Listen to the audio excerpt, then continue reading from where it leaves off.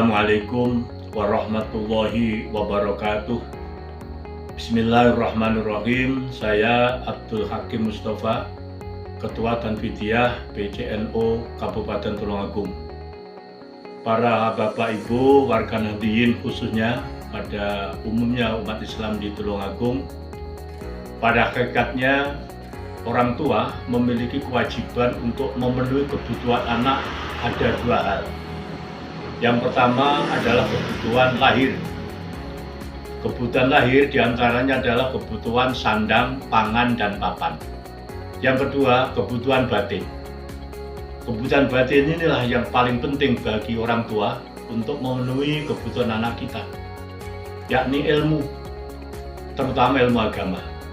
Untuk itu kami Pengurus Nahdlatul Ulama Cabang Tulungagung sangat berharap kepada warga Nahdliyin, khususnya pada umat Islam pada umumnya di Tulungagung, marilah pada ajaran tahun baru yang akan datang ini, anak-anak dan cucu-cucu kita masukkan dalam lembaga pendidikan Maarif Nahdlatul Ulama.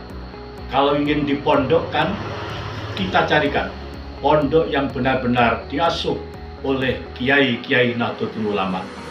Dengan masuk ke pendidikan lembaga pendidikan Maarif NU dan pondok pesantren yang dikelola oleh kiai-kiai NU, jelas akidahnya, jelas manfaatnya, jelas barokahnya.